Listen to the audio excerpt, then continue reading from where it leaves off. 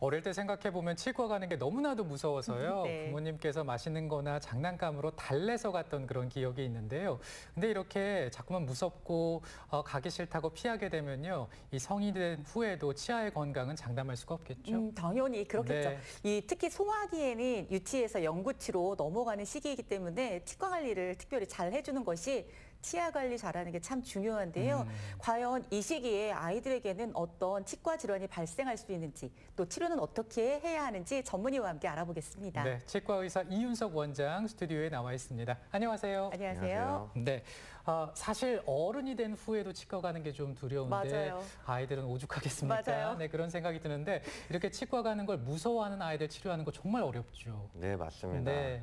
치과 문턱을 넘기도 전에 우는 아이, 네. 진료실에 들어와서 가운 입은 의사를 보자마자 우는 아이, 그렇죠. 절대 입을 벌리지 않는 아이, 다양하게 있습니다. 네. 협조가 잘 되는 아이 같은 경우는 치료가 원활하게 진행될 수 있지만 협조가 되지 않는 경우는 소아 전문 치과에 가서 수면 치료를 해서 이제 치료를 진행해야 될 수도 있습니다. 네. 억지로 팔다리를 붙들린 상태에서 치료를 하게 되면 치과에 가는 기억 자체가 공포로 남게 돼서 나중에 성인이 돼서도 트라우마가 남아 치료가 어려울 수 있습니다. 네. 이 성인이 되면 그래도 내가 스스로 관리를 조금 해야겠구나라는 인식을 갖게 되긴 그렇죠. 하지만 네. 아이 때는 이게 힘든 것 같아서 부모님께서 잘 관리를 해주셔야 되는데 신기하게 아이일 때 더 치과 치료가 필요한 뭐 이가 썩는다든가 이런 것 같아요. 그 이유가 있는 건가요? 네, 아무래도 아이들 치아, 즉 유치 같은 경우는 어른들이 가지고 있는 영구치에 비해서 잘 썩는 경향이 있는데요.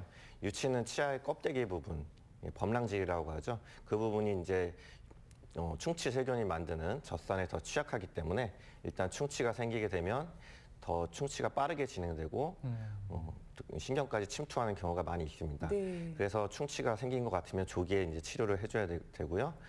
유치가 영구치로 교환되는 시기가 초등학교 고학년임을 생각해 볼 때 그 시기까지 유치가 제 위치를 유지해 줘야 치아가 삐뚤빼뚤해지는 부정교합이 생기는 것도 방지를 할 수 있습니다. 네, 그렇군요.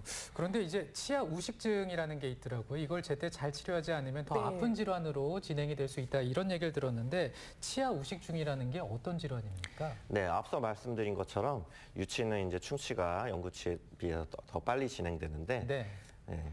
조금 썩은 경우는 이제 때우는 치료로 해서 네. 할 수 있고 많이 신경까지 침투해서 충치가 깊게 썩은 경우는 유치의 경우에도 씌우는 치료를 해줘야 됩니다. 어차피 유치니까 빠지면 괜찮겠지. 뭐 빠지면 또 영구치가 나겠지. 이렇게 생각하시는 부모님도 많은데요. 유치가 빠지게 되면 영구치가 제 위치에 나기가 힘들 수 있고 뒤에 나오는 후속 영구치가 앞쪽으로 쓰러진다거나 해서 나중에 영구치가 제대로 자리를 잡지 못해서 네. 부정교합이 발생할 수 있습니다. 네.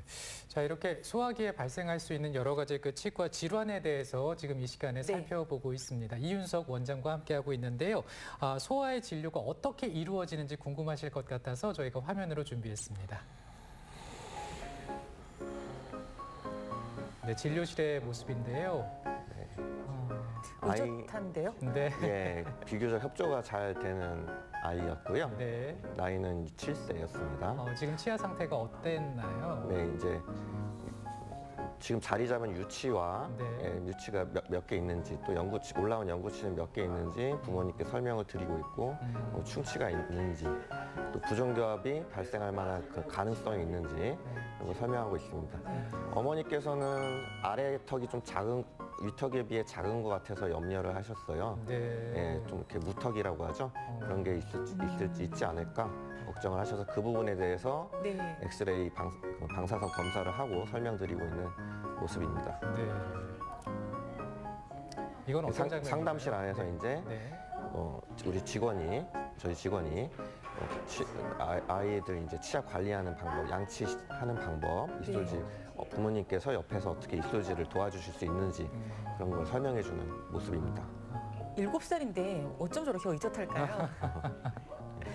아이들이 이렇게 교육을 받고 나면 훨씬 더 양치를 잘 하겠죠? 네, 무엇보다 이솔지를 스스로 좀 흥미를 갖고 할 수 있도록 옆에서 부모님이 도와주시는 게 가장 중요하다고 볼 수 있습니다. 네, 하나도 울지도 않고 무서워하지도 않는 모습이네요. 네. 자라서 아마 치과 전문의가 될지도 모르겠어요.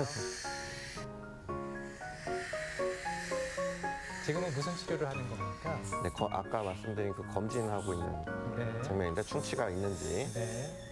세밀하게 살피는 모습입니다. 사실 저 소리만 들어도 약간 좀 아이들 울음 터뜨리기도 하잖아요. 네. 그렇죠. 아이들의 작은 소리나 뭐 움직임에도 네. 많이 무서움을 느끼죠. 저 인형이 참 이 위안이 될 그렇죠. 것 같습니다. 그렇습니다.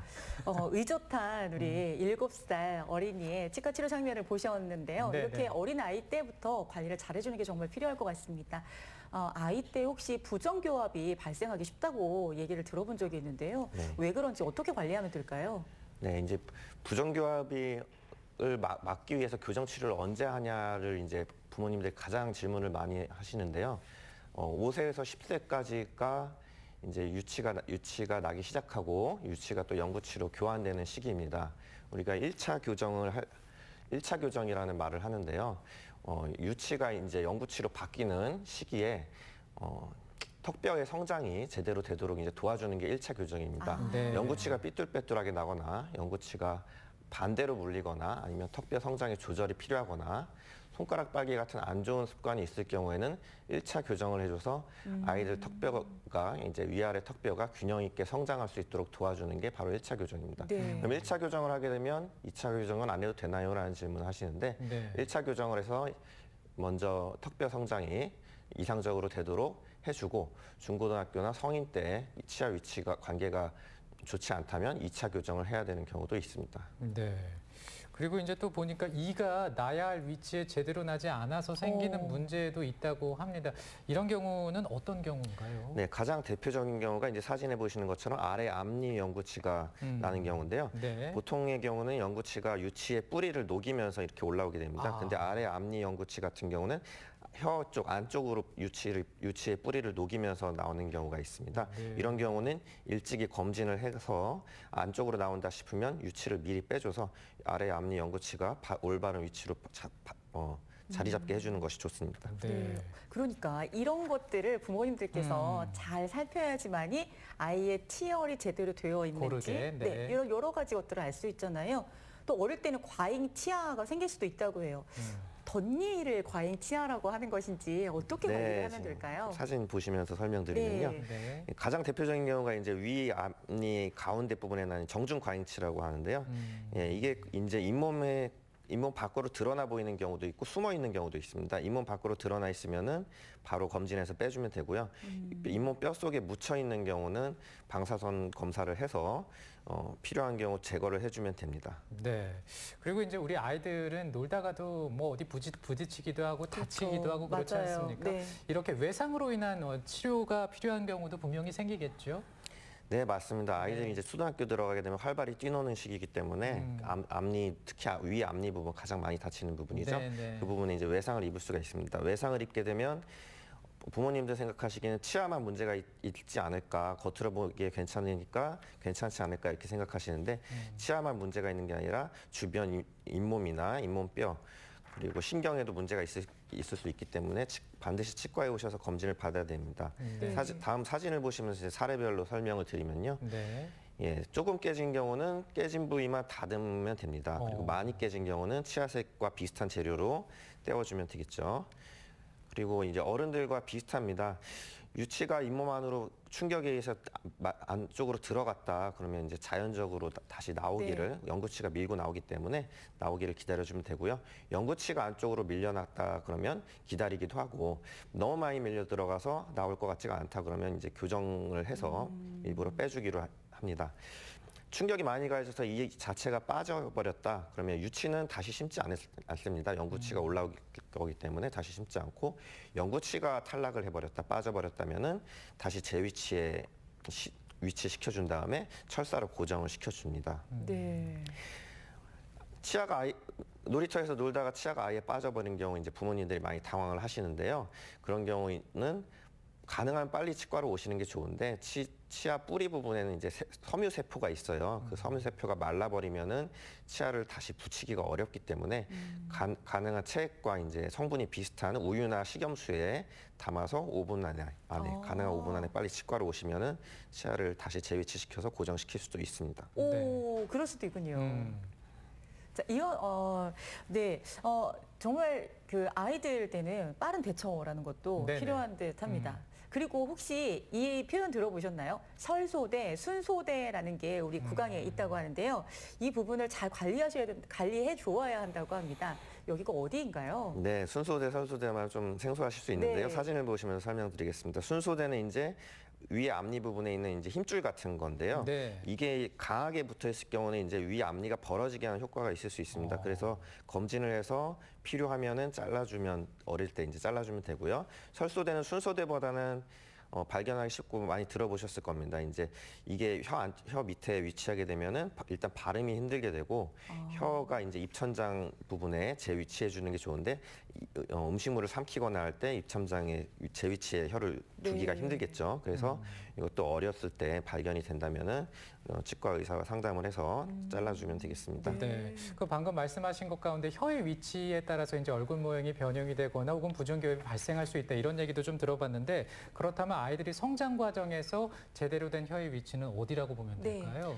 네, 아이들이 커가면서 이제 턱뼈도 함께 성장하게 되는데요. 네. 턱뼈 성장은 턱뼈 단독으로 이루어지는 게 아니라 주변의 근육의 압력이나 혀의 압력, 볼의 압력에 영향을 받아서 성장하게 됩니다. 아이들 턱뼈는 이제 진흙이나 이제 지점토 같이 말랑말랑한 상태라 생각하면 되고 커가면서 네. 이제 굳어간다 생각하면 하시면 됩니다.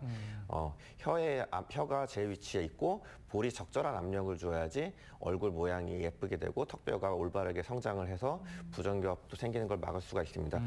그러면 혀를 올바른 위치에 두는 게 어떤 건가에 대해서 그림을 보시면 설명을 드리면요. 네. 혀를 앞니 바로 뒤에 있는 입천장 부분에 가볍게 댑니다. 그리고 입술은 닫고 어금니는 살짝 띄워줍니다. 그 다음에 코로 천천히 숨을 쉬는 이게 비호흡이라고 하죠. 입으로 숨을 쉬는 것보다는 코로 숨을 쉬는 게 이제 좋기 때문에 코로 숨을 쉽니다. 그리고 아래턱에 힘이 들어가거나 혀를 올바른 위치에 두기 힘들다면 이게 하기 힘들다면은 혀 운동을 해줘서 올바른 위치에 둘 수 있습니다. 네. 지금 말씀드린 게 이제 혀의 이상적인 위치고요. 어렸을 네. 때부터 이렇게 훈련을 좀 해주면은 턱뼈나 이제 얼굴 모양이 예쁘게 이제 성장할 수 있습니다. 네. 자, 오늘 우리 아이들의 치아 관리 어떻게 해주면 좋을지 또 궁금한 점도 함께 풀어보았는데요. 이제 네. 마지막으로 좀 질문을 드리도록 하겠습니다. 이렇게 아무리 부모님께서 잘 해준다고 해도 신기하게 치아가 썩는 경우가 있는 거예요. 네. 그래서 얼마 주기로 치과를 방문해 주는 것이 좋은지 어떻게 관리하면 좋을지 말씀 좀 부탁드리겠습니다. 네, 보통 만 6세부터 이제 처음 영구치가 나기 시작합니다. 그리고 초등학교 고학년, 5, 6학년까지 유치가 이제 영구치로 교환되게 되는데요. 이때가 앞서 말씀드린 것처럼 충치가 가장 생기기 쉬운 시기이기 때문에 정기적으로 검진을 해주고 집에서도 부모님이 입소지를 도와주셔야 됩니다. 이 시기 때는 3개월에 한 번씩 치과에 정기 검진을 받으러 오시는 게 좋습니다. 그래서 초기 충치가 있는지 미리 발견을 하고 또 부정교합이 생길 만한 요인이 있는지 그것도 미리 검사를 받아서 앞서 말씀드린 1차 교정이 필요하다면 전문의와 상담을 해서 교정을 받으시는 게 좋을 것 네. 같습니다. 네. 자, 오늘은 소화기에 발생할 수 있는 치과 질환에 대해서 살펴봤습니다. 우리 아이들의 치아가 100세까지 계속 이어질 수 있게끔 우리 부모님들께서 꼼꼼하게 한번 챙겨주시기 바랍니다. 오늘 원장님 고맙습니다. 네, 감사합니다.